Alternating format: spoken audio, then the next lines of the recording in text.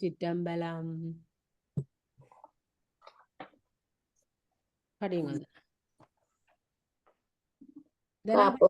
பன்மைதரும் ஆகமநூல் வைத்த பொருள் வலுவா உண்மை விளக்க முறை செய்ய திண்மதம் சேர் அந்தி நிறத்தந்தி முகத்தொந்தி வயிற்றுடையானை கந்தமரப் புந்தியுடன் வைப்பாம்பாதம். நாங்க புகழொரு போதத்தில 40 பாடல்கள் முடிச்சு இன்றைக்கு 41வது பாடலுக்குள்ள வாரம்.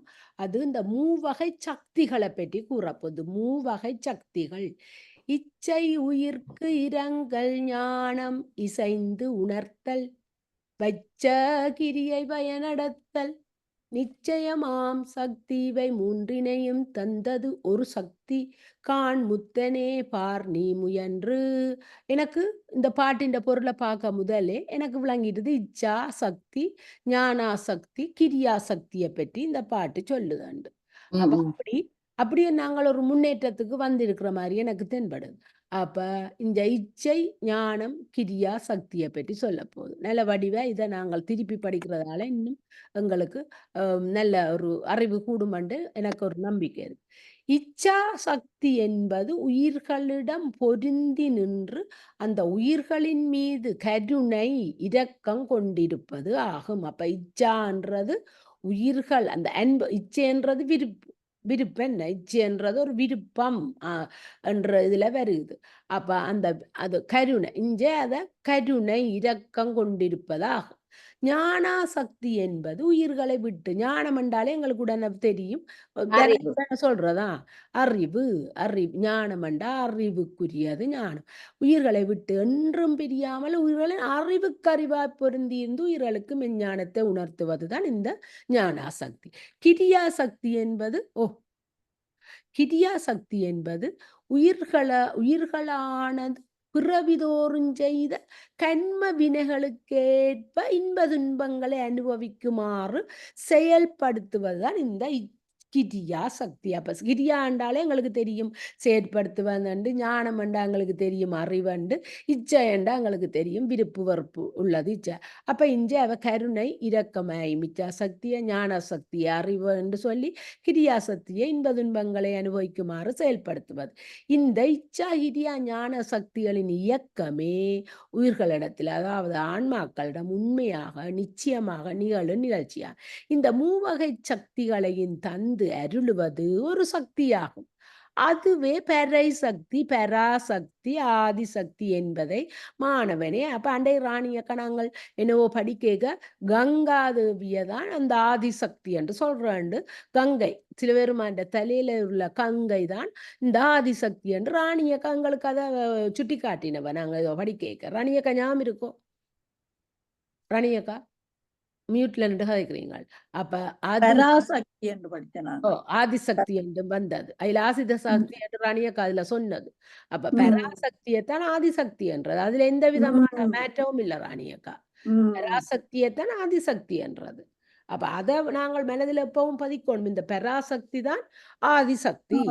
அப்ப முக்தனே முக்தி அடைவதற்குரிய பக்குவ நிலையை பெற்ற மாணவனே நீ அப்ப அந்த பரைசக்தி ஆதிசக்தி பராசக்தி மூன்றும் உண்டதான் குறிக்குது. பரைசக்தி பராசக்தி ஆதிசக்தி.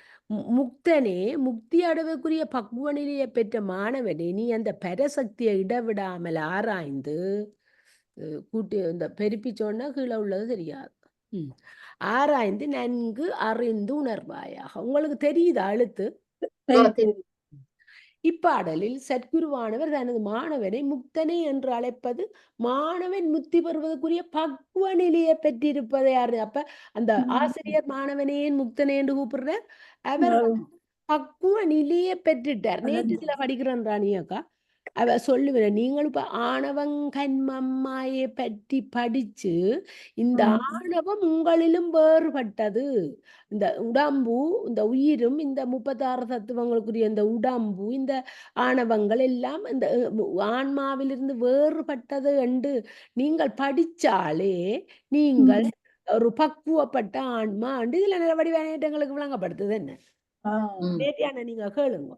மாணவனே முக்தனே என்று அழைப்பது மாணவன் முக்தி பெறுவதற்குரிய பக்குவ நிலையை பெற்றிருப்பதை அறிந்திருத்தல் தான் ஆகும். இதனை கீழ்கண்டவாறு மேலும் விளக்கி கூறலாம். பரை சக்தியே அதன் தொழில் வேறுபாட்டால், அதாவது வேறுபட்ட செயல்களால் இச்சை, ஞானம், கிரிய என்று 3 வகைப்படும். அவற்றுள் இச்சாசக்தியானது உயிர்களின் மீது இரக்கம் கொண்டிருக்கும். ஞானாசக்தியானது உயிர்களுக்கு ஞானத்தை உருவாக்கும். கிரியாசக்தியானது உயிர்களின் கண்ம வினைகளை அனுபவிக்குமாறு செய்யும். ஆகையால் மாணவனே பரை சக்தியினை உணர்வாயாக. பூதப்பளிப்பு முதல் ஞான தரிசனம் வரை உள்ள 12, அதாவது 13, அதாவது 13 உணர்வு நிலைகளும் சுத்த அவத்தையில் சாக்கிரமாகும். எது? பூதப்பளிப்பு முதல் ஞான தரிசனம் வரை உள்ள 13 உணர்வு நிலைகள் இருக்குதான்.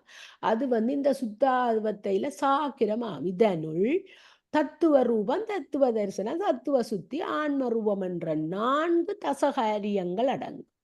சுத்த சாக்கிர நிலையில் சீவ ஆன்மா போதம் உழைத்து நான் பிரமம் என்று தோணும். இது படிச்சு முடிஞ்சிடும். இன்றைக்கு நம்முடைய நாளையிலிருந்து தசகாரியம் தான் படிக்கிறதுக்கு நான் எடுத்து வச்சுக்கிறேன். ஆகையால் சுத்த சாக்கிர போத நிலை என்று அழைக்கப்படும். இதை சொல்றது சுத்த சாக்கிர போத நிலை என்று அழைக்கப்படும். தனா படி. ராணியக்கா படிக்கிறீங்களோ?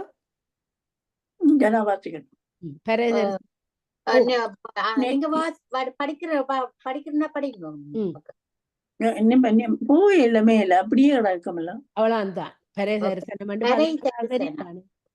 படிங்க. அப்ப எதை வாசிக்கிறது? 14வது.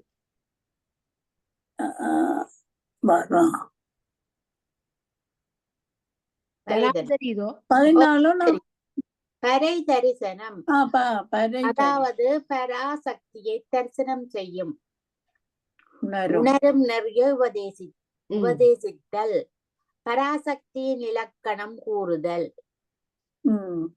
கிரியை அறிவு இச்சை கிளந்த சுத்தி ஏதோ பெரிய இல்ல. நீ அதை திருப்பி படியும். சுத்தி இல்ல, சக்தி. சுத்திக்கும் சக்திக்கும் சைவ சித்தாந்தத்துல எவ்வளவோ வித்தியாசம். அப்ப திருப்பி படியும். கிரியை அறிவு இச்சை கிளர்ந்த சக்தி ஏதோ பெரிய பராசக்தி என பேசாய் தெரியில் அது இங்கு ஆறும் அறியா அகண்ட பரிபூரணமாய் பேரறிவாய் நிற்கும் பெற சக்தி பேரறிவாய் நிற்கும். சத்குரு இச்சா, கிரியா, ஞானா சக்திகளாகிய 3ம் தோன்றுவதற்கு காரணமான மூல சக்தி ஆதி சக்தி எனவோ அதனை பெருமையுடைய, அதாவது பெரிய பராசக்தி பறை என்று திருப்பி படி. நாங்கள் திருமந்திரத்துல அது நிறைய இடத்துல வருகிறானியக்கா. பெரையண்டா இந்த ஆதிசக்தி, அதாவது பராசக்தியத்தான் பெரை என்று சொல்றது. சிவருமான் பெரன் என்று சொல்றது.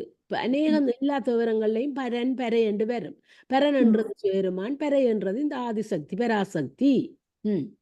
பறை என்று கூறுவாயாக. நன்கு ஆராய்ந்து பார்த்தால் பராசக்தியானது ஞானியர் தவிர்த்து எவராலும், அதாவது பாராலும் யாராலும் அறியப்படாத அகண்ட பரிபூரணம், அகண்ட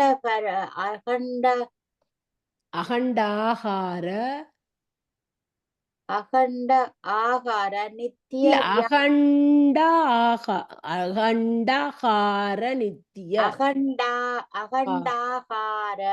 நித்திய வியாபக பொருள் ஆகும். அந்த பராசக்தியே உயிர்கள் ஆன்மாக்களுக்கு மெஞ்ஞானத்தை உணரும் வண்ணம் உயிர்களுக்கு மெஞ்ஞானத்தை உணர்த்தி பேரறிவாகிய இறைவனது பராசக்தியாய் விளங்கும். கரையின் இயல்பு கூறுதல். இப்ப ராணியக்காக தெரிஞ்சா படியுங்க. மேல இருக்கு தெரியுமாக்கு.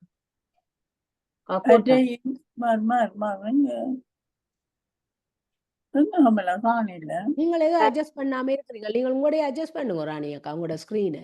சின்ன நாக்கு தான் இல்லாம சின்ன நாக்கு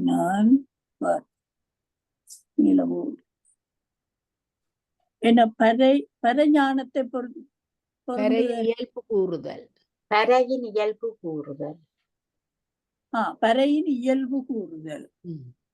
அந்த அறிவும் அறிவு அன்றோ இப்போது தந்த அறிவும் அதுதான் அன்றோ வந்த அறிவிற்கிளைத்தது காண் அவ்வறிவு இங்கு ஏதோ நினைவிற்கிளப்பு அற்ற நேர். அந்த அறிவும் அதாவது உயிர்கள் உணர்ந்த ஆன்ம பூத அறிவு பேரறிவாய பரஞானம் என்று கூறப்படும். பராசக்தியே ஆகும். ம்.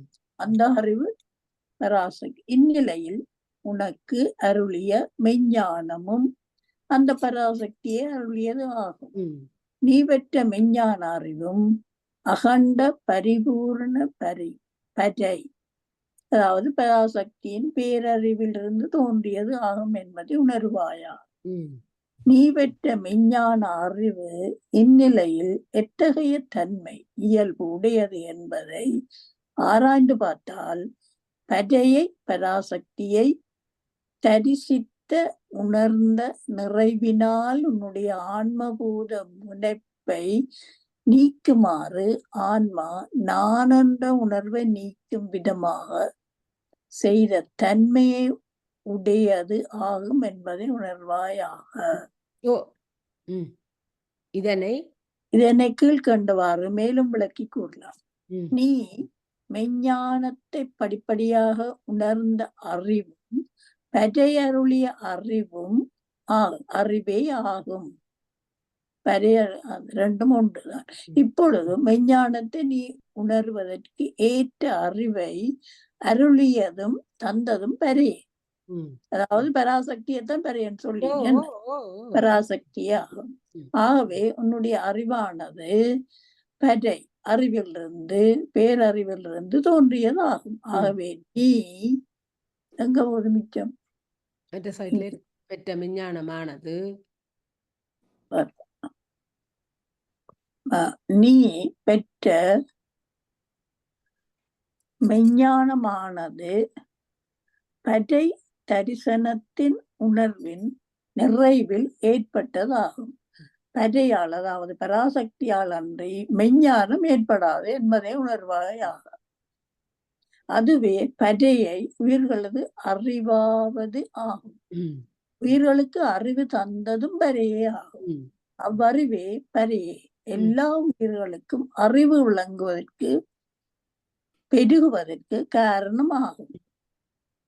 அந்த நிறைந்த அறிவில் பேரறிவாகிய பரையில் தோன்றாத அறிவு என்று எதுவும் இல்லை என்பது உட்பொருள். ம். எல்லாம் பரதான். எல்லாம் ஞானம் பரஞானத்தை பொருந்துக எனல் அறிவார்க்கு அறிவித்து இங்கு அல்லாதது ஆகா அறிவாய் விகற்பம் அறியா அறிவே கண் பெற்றார் கண்ட கதிரொளி போல் கண்டு அதனை விண்பற்றாய் நில் அதிலே மேல். மெஞ்ஞானத்தை உணரும் பக்குவ நிலை உடையவர்களுக்கு மெஞ்ஞானத்தை உணர்த்தி பக்குவ நிலை இல்லாதவர்களுக்கு அதாவது அபக்குவர்களுக்கு பக்குவ நிலை பெற்றவர்கள் அபக்குவ நிலை பெற்றவர்கள் 2 பேர் இருக்கணும். அபக்குவர் அவைகளுக்கு ஒன்றுமே இல்லை, அவருக்கு ஒன்றுமே விளங்காது, அவைகள் அந்த இறை அருள் கிடைக்கல, அவைய சொல்றது அபக்குவர். பக்குவம் பெற்றவர்கள் அவர்கள் மெஞ்ஞானிகள். அவர்கள் இந்த மெஞ்ஞானத்தை நல்லா உணர்ந்து படிச்சு பக்குவ நிலையில இருக்கணும். அப்ப பக்குவ நிலை இல்லாதவருக்கு உணர முடியாத அறிவாக பரையானது பராசக்தியாக இருக்கும். இவ்வண்ணம் பரையானது பக்குவ நிலை உடையவர்களுக்கும் பக்குவ நிலை இல்லாதவர்களுக்கும் வேறுபாடுடையதாக தோன்றினாலும் பரையானது அனைவருக்குள்ளும் வேறுபாடு இன்றி பொருந்தி இருக்கும். இப்ப இறைவன்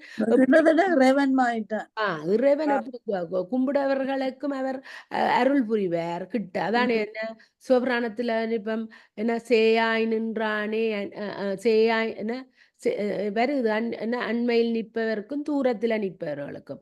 அவர் அண்மையில் நிற்பவர்களுக்கு உடன் செய்வார், தூரத்துல நிற்கிறவருக்கு அவர் கொடுமை ஒரு தீங்கும் செய்ய மாட்டார். ஆனால் அவைகளுக்கு அருள் புரிந்து கொண்டு இருப்பார், அவர்களையும் கவனிப்பார். அது மாதிரிதான் இந்த பறை. உணர முடியாத பெறை. இவ்வண்ணம் பெறையானது பக்குவ நிலை உடையவர்களுக்கும் பக்குவ நிலை இல்லாதவர்களுக்கும் வேறுபாடு உடையாக தோன்றினாலும் பெறையானது அனைவருக்குள்ளும் வேறுபாடு இன்றி பொருந்தி இருக்கும். அத்தகைய பெற அறிவை உணர்வாயாக அந்த பேரறிவு. கண் பார்வையற்றவர்கள் பார்வை குறைபாடு அதாவது குருடு நீங்கி சூரிய ஒளியை கண்டு மகிழ்வதைப் போல பெறையாகிய அந்த அறிவை அதாவது பெறஞானத்தை கண்டு தரிசித்து நீ அந்த பெறையறிவில் பொருந்தி அந்த பெறஞானத்தில் விளங்குவாயாக நிற்பாயாக. தானா? பெறையில் வியாத்தம் வியாத்தம் பெறையில் வியாபக அதாவது அகண்ட அறிவில் பெறஞானத்தில் உயிர் அறிவு ஆன்ம அறிவு ஒடுங்கி பெறை அறிவாய் நிற்றல் மோன நிலை தோன்றுதல். விண்ணில் கதிரோன் விளங்கி விரிந்தது போல் கண்ணில் கதிரோன் கலந்தது போல் நன்னில் பெறை நிறைவில் நீயும் பதிவையாகில் உரை இறந்திட்டு ஒன்றாவையுற்று.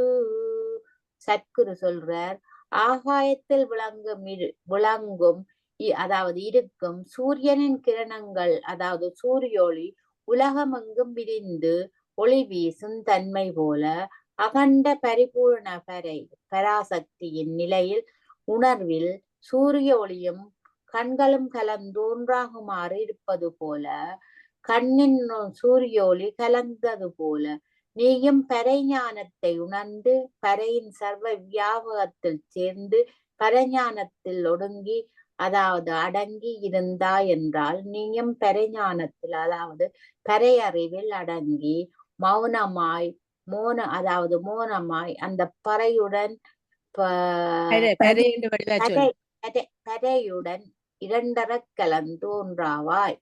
பரைஞானத்தை உணர்ந்து அந்த பரைஞானத்தில் ஒடுங்கினால் மோன நிலை அதாவது பேசற்று மோன நிலை என்றா பேசற்று உரை இறந்து பெற்று பறையோடு இரண்டர பொருந்தி தன் செயலற்று அருட்செயலாய் விளங்குவா என்பது உட்பொருள் ஆகும். என்ன பறையில் யோகமும் போகவும் அடுத்தது எல்லாம் பறையை பற்றி தான் சொல்லி கொண்டு வருது. அதனுடைய கொஞ்சம் நாங்க குயிக்கா படிக்கிறது விளங்கி கொண்டா சரி, அதுல நின்று மினக்கட தேவையில்லை. இதை ஏற்கனவே படிச்சதெல்லாம் திருப்பி நாங்க படிக்கிற மாதிரி தான் இந்த தொடர்பு தான். பறையோடு இரண்டர கலந்து தன் செயலற்று செயல் அன்றி இருப்பதும் பின்னர் பறையாகவே மாறி போகத்தை அனுபவிப்பதும் ஆகும். பறை யோகம் மற்றும் பறை போகம் கூறுதல். விண்ணில் விகப்பமர மேவியகால் நின்றது போல் நன்னும் பெறையதனில் நன்னியே எண்ணிறந்து நீர் உறங்குந் தன்மை போல் நிற்கை பெறையோகம் அதில் சீர் உரலே போகம் எனச் செப்பு. என்ன ஆகாயத்தை இடமாக கொண்டு நிற்கின்ற அதாவது இருக்கிற காற்றுகள் ஆகாயத்தை இடமாக கொண்டுதான் இந்த மற்ற நீர் நிலம் காற்று அக்கினி எல்லாம் இருக்குது.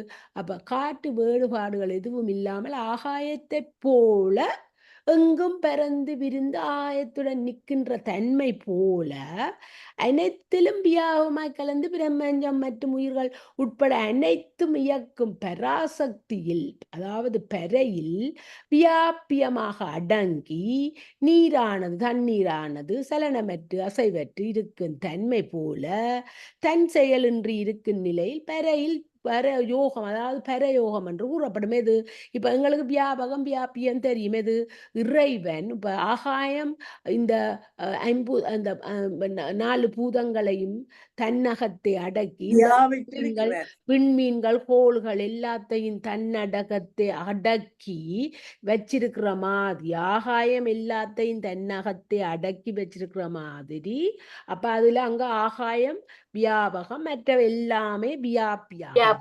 அது மாதிரி இறைவன் வியாபகமாகவும் உயிர்கள் அனைத்தையும் வியாபியமாக அடக்கி வச்சிருக்கிற மாதிரி இங்க இப்ப பராசக்திய என்ன இந்த பறையில் எது பிரபஞ்சம் மற்றும் உயிர்கள் உட்பட அனைத்தும் இயங்கும் பராசக்தியில் பறையில் வியாபியமாக அடங்கி அப்ப இந்த வியாபகம் பராசக்தி வியாபியாக நிற்கிறது என்ன இந்த நீர் இந்த நில அதுகளைத்தான் அங்க சொல்லின அவை எல்லாம் அடங்கி நிக்குது பராசக்தி தான் வியாபகம் என்று சொல்லி அங்க அப்ப இதனை கீழ்கண்டவாறு மேலும் பிறக்கி கூறலாம் என்ன ஆகாயத்துடன் காற்று வேறுபாடின்றி இயங்குவது போல தன் செயலற்றிருக்கும் நிலையில் பரையில் யோகம் பரயோகம் என்றும் அந்த பரயோக அனுபவ நிலையை அடைந்து பேரின்பம் பெறுவதே பரயோகம் பரை போகம் அதாவது பரை போகம் என்றும் கூறப்படும்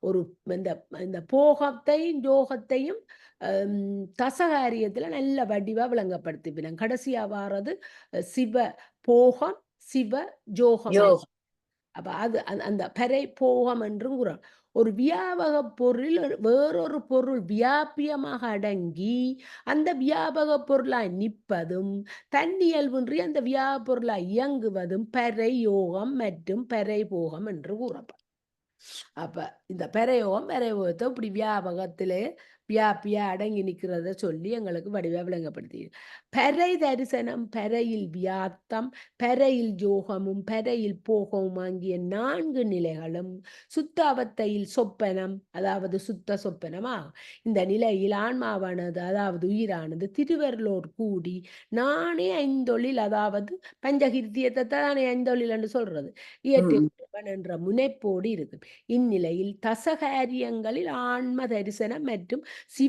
வருது சிவரூபம் ஆகியவை நிகழ்வு ஏற்பட அல்லது ஆன்ம தரிசனம் மற்றும் சிவரூபமாகிய இரண்டையும் ஆன்மாவானது அதாவது இந்த உயிர் உணரும்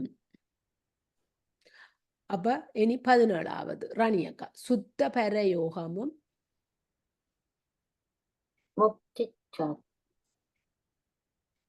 தனு படிங்க இல்ல நீர் தான் தனாதான் படிங்க சுத்த நான் விலகிறேன் சரி நீங்க படிங்க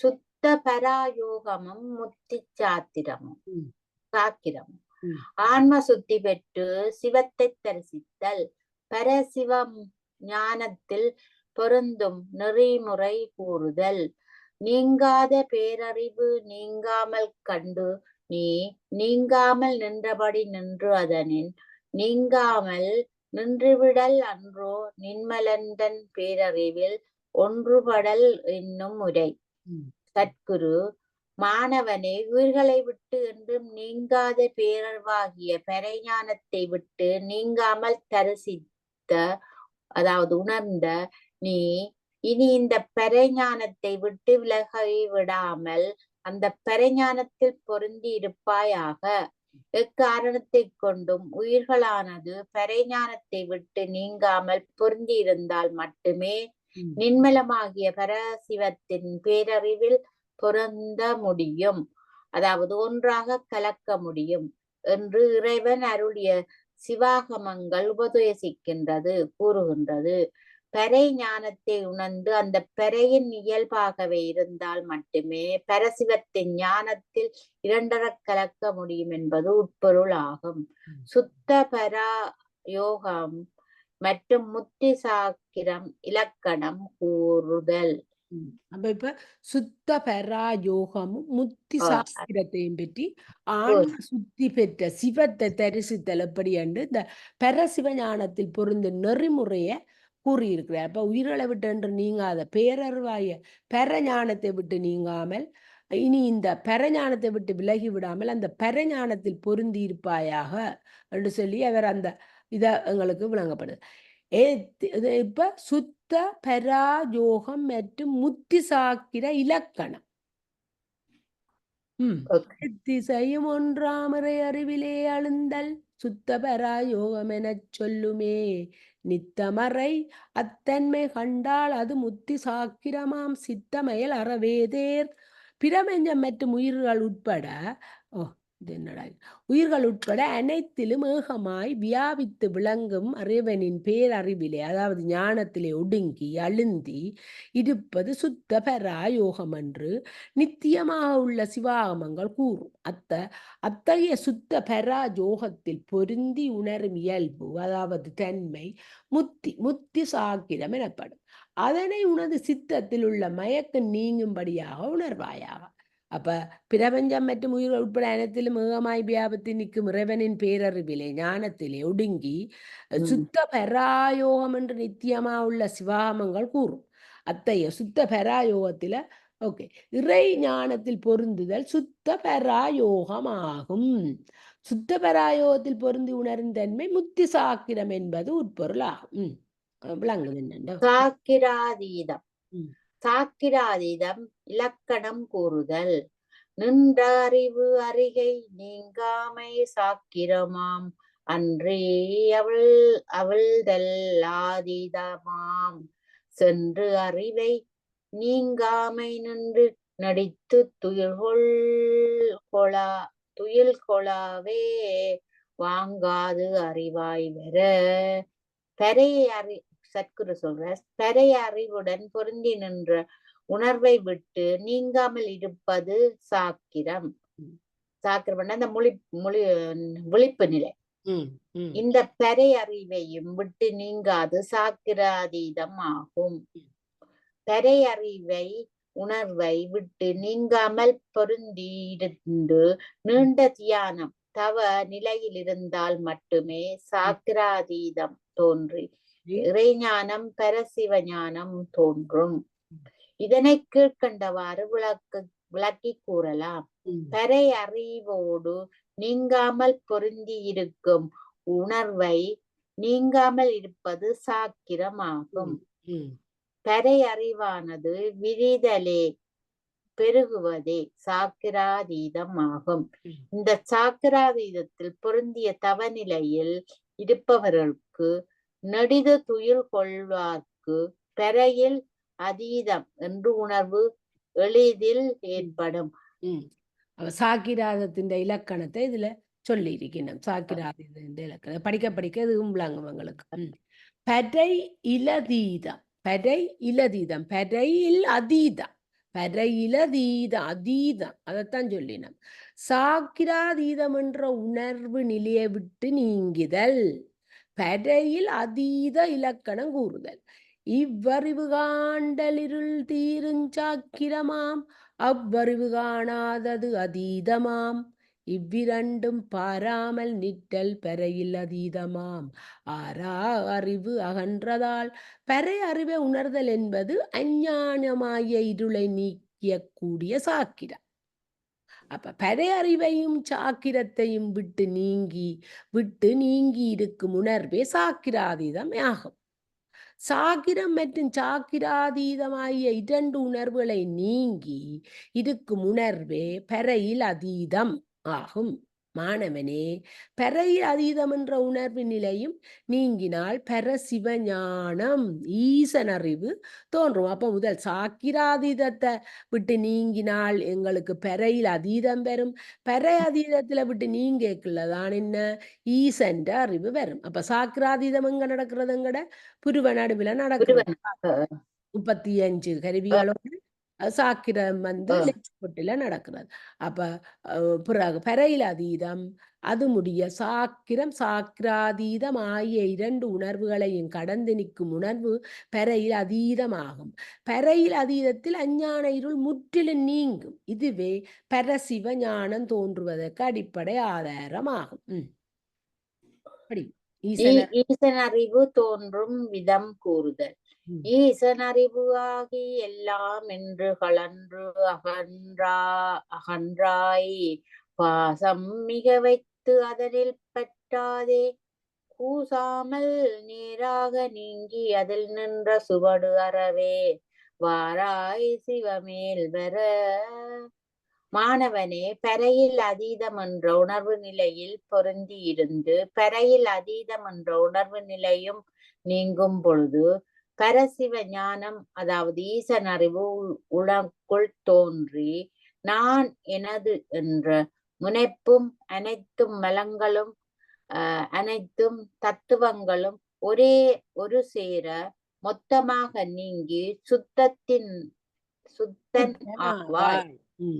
ஆகவே நீங்கிய தனு கரண புவன போகங்கள் பழக்க வாசனைகளால் ஆசைகளை பற்று மீண்டும் அவற்றோடு வைத்து அவற்றோடு சேராமல் இனி சிறிதும் கூச்சப்படாமல் தனு கரண புவன புவங்களோடு தத்துவ கருவிகளோடு கூடி நின்ற பழக்க வாசனையும் முற்றிலும் நீங்கும் வண்ணம் அவற்றிலிருந்து முற்றிலும் நீங்கி மாணவனே நீ பரசிவத்தோடு சேர வருவாய். சிவம் மேல் வரவராய் பரையில் அதீதம் என்ற உணர்வு நீங்கும் போது பரசிவ ஞானம் அதாவது ஈசன் அறிவு தோன்றி மும்மலங்கள் முற்றிலும் வேரோடு நீங்கும். மும்மலம் நீங்கும் பொழுது மும்மலத்தால் பொருந்தியிருந்த தனுகரண போகங்கள் பழக்க வாசனைகளால் மீண்டும் பற்றுக்கள் ஆசைகள் தோன்றினாலும் அவற்றையும் அந்த பழக்க வாசனையும் நீங்கினால் மும்மலங்கள் எளிதில் நீங்கிவிடும். மும்மலங்கள் நீங்குவதால் மட்டுமே பரசிவத்தோடு அதாவது பரசிவ ஞானத்தில் பொருந்த முடியும். சுத்த பராயோகம், சுத்த சாக்கியம், சாக்கிராதீதம், பரையில் அதீதம் என்று 4 உணர்வு நிலைகளும் சுத்தாது தத்துவத்தில் சுளுத்தி என்று கூறப்படும். சுத்தாதீதத்தை சுளுத்தி நிலையில் தசகாரியங்களில் சிவ தரிசனம் மற்றும் ஆன்ம சுத்தி ஒருமித்து நிகழும். அப்ப சுளுத்தி எங்க தொண்டதானே தொண்டை 25 கருவிகளோட அங்க நடம். அப்ப 20 சுத்தாவத்தை சுத்தாவத்த நிலையில் உயிரானது இறைவனோடு பொருந்தி இறைவனி செய்து மும்மலங்களை முற்றிலும் நீக்கி பிறவாவரம் பெறும். சுத்தாவத்தை இலக்கணம் கூறுதல். பிறவாவரம் பெறும் பிறப்பில்ல முத்தி அடைஞ்சிடும். அறிவு அடைய சென்று அங்கு அதீதமாய் நின்ற குறி இறந்திட்டு ஒன்றும் குறியா நெறியது சுத்தாவத்தை மைந்தா உன் தொல்லை மெலம் இல்லை அத்துடனே செல்வது ஆம். பரசிவ ஞானம் என்பதை உணரும் பொழுது பரையில் அதீதம் என்ற உணர்வு நிலையானது நீங்கிவிடும். அப்பொழுது தத்துவங்கள் அதாவது மும்மலங்கள் இதனையும் அறியா நிலை அதாவது நெறி ஏற்படும். என் மகனே மைந்தா அந்த நிலை சுத்தாவத்தை என்பதை உணர்வாயாக. அப்பொழுது உன்னை பிறவி துன்பத்தில் மூழ்க வைப்பதற்கு காரணமான மும்மலங்கள் உனக்கு சிறிதும் இல்லை. சுத்தாவத்த நிலை நீ பரசிவத்தோடு பொருந்தி நிற்பதால் மும்மலங்கள் முற்றிலும் அழிந்து போகும். பரசிவ ஞானத்தை உணரும் பொழுது மும்மலங்கள் முற்றிலும் நீங்கும். பரசிவ ஞானத்தை உணரும் நிலையே சுத்தாவத்தை ஆகும். குருவுக்கு சீடன் அதாவது மாணவன் என்பவன் மகனை போன்றவன் என்பது குருசீட பரம்பரை மரபு ஆகும். இப்பாடலில் ஸ்ரீ சிற்றம்பல நாடிகள் அவர்களின் சீடன் சுத்தாவத்த நிலை அடைந்தால் இனி பிறவாவரம் பெறும் துரிய நிலையை அடைந்த மகிழ்ச்சியால் ஸ்ரீ சிற்றம்பல நாடி சுவாமிகள் தனது சீடனை மைந்தா என அன்புடன் அழைத்து உபதேசம் செய்கிறார். சுகரூபம் சுகசோதியை தரிசித்தல்.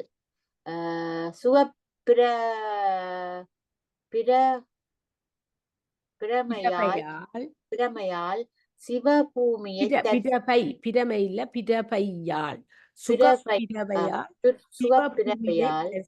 சிவபூமியை தரிசிப்பாய் என்னல். பையிருந்து பதைப்பு அற்ற பின்னுனக்கு துய்ய சுகப்பிறவை தோன்றுமே ஐயனே கண்டாய் சிவபூமி காட்சி அறக்கலந்து கொண்டு ஆழ்வன் காண்பாய் குறித்து. ஐயனே அதாவது என் அருமை மகனே நீ சிறிது சிறிதாக நீங்கி வந்து உன்னுடைய சிவபோதம் அதாவது உயிரின் சிற்றறிவு உயிரினானது தத்துவ கருவிகளுடன் மும்மலங்களுடன் கூடியிருக்கும் வரை சிற்றறிவு உடையதாக இருக்கும். மும்மலங்கள் நீங்கிய பின் உயிரானது பேரறிவு உடையதாக இருக்கும். நீங்கும் பொழுது ஏற்படும் பதைப்பு படபடப்பு நீங்கிய பின் உனக்கு தூய்மையான பரம சுகத்தின் பிரகாசம், அதாவது சுகப்பிரமை தோன்றும். இந்நிலையில் நீ பரம சுகத்தை தரும் சிவபூமியை, அதாவது சிவலோகத்தை காண்பாய். அப்பொழுது காண்பவன் காட்சி பொருள் என்னும் இது என்னது என்ன இது அந்த முன்வகை அது என்னன்னு சொல்றது? அந்த மாயையில இந்த இல்ல இது இல்ல இல்ல இல்ல இந்த மூன்றையும் என்னன்னு சொல்றது? மாயை இதுக்குள்ள வராது. திரிபுடி ஞானம். திரிபுடி ஞானம். என்னது திரிபுடி ஞானம்? என்ன? காண்பவன் காட்சி பொருள். அது என்ன? அந்த மூன்றுக்கும் வேற பேர் வடமொழியில ஞாதிரு ஞானம் ஞானேயம். ஞானம் இல்ல ஞாயித்திரு ஞானம் நேயம். திரிபுடி ஞானம் என்னும் வேறுபாடுகள் நீங்கி சிறப்பான வகையில் உன்னோடு பரமசிவனாது இரண்டரக் கலந்து உன்னை ஆட்சி செய்வான், ஆண்டருளுவான். இத்தகைய உணர்வு நிலையை நீ அனுபவத்தில் காண்பாய். பரசுகம் விளையும் விதம் கூறுதல். விழுந்த அவதாரத்தில் விஞ்சு சுகந்தான் எழுந்தது இது எங்கே இறைவா மொழிந்து அருளாய். மாமணியில் சோதி மலர்ந்த பிரபை போல் ஆம் அரந்தன் பாலே அது. சீடன்: இறைவா, என் குருநாதனே, நான் மும்மலங்களின் துன்பங்களிலிருந்து நீங்கி எனது சத்குருவாகிய தங்களின் திருவடிகளில் சரணடைந்து தங்களின் திருவடிகளையே தஞ்சம் என்று பொருந்தி இருக்கும் இந்நிலையில் இத்தகைய பெரிய சுகம், அதாவது பரம சுகம் என்பது எங்கிருந்து தோன்றியது? அதனை உபதேசித்து அருள வேண்டும். உன்னுடைய மும்மலங்கள் நீங்கிய சுத்த அவத்த நிலையில் உனக்குள் ஏற்பட பரசிவஞான உணர்வின் காரணமாக தோன்றிய பரம சுகம் என்பது மாணிக்க மணியில் தோன்றிய சோதி, அதாவது ஒளி பிரகாசிப்பது போல உயிர்கள் ஆன்மாக்களின் அஞ்ஞானத்தை நீக்கி பேரின்பத்தை அருளும் இறைவனின் இயல்பாக உள்ள தன்மையால் தோன்றுவது ஆகும். உன்னுள்ளும் பரசிவஞானத்தால் விளைந்த பரசுகம் தோன்றியது என்பதை உணர்வாயா. சுத்தாவத்த நிலையில் பரசிவஞானத்தை உணர்வதால் பரசுகம் தோன்றுவது என்பது உட்பொருள் ஆகும். அடுத்தபடி சுகாதீதத்திற்கும் மேம்பட்ட நிலைக்கும் செல்க. எங்க போறீர்? மற்றது பரம சுகத்தை அனுபவிக்குமாறு கூறுதல். துன்பம் மற்ற இந்த சுகப்பிரவை தன்னையே இன்ப சக்தி என்னும் அறிநீ எப்போதும் அன்பு உறவே நின்று அதிலே ஆறி நிலாவும் போல் மன்றல் தரமணந்து வாழ். மாணவனே, மும்மலங்கள் என்ற துன்பத்தை நீங்கிய நிலையில் உணரும் இந்த பரம சுகத்தை சுகப்பிரபதி சிவாகமங்கள் இறைவனின் இன்ப சக்தி என்று கூறுவதை அறிவாயாக. நீ இறைவனிடத்தில் பேரன்பு கொண்டு அந்த பரமசுக உணர்வை அனுபவித்து நிலாவும் இரு நிலவுகள் ஒன்றோடு ஒன்று கலந்தது போல இன்பம் பெருகும் வண்ணம் அந்த பரம சுகத்தோடு ஒன்றர கலந்து வாழ்வாயாக.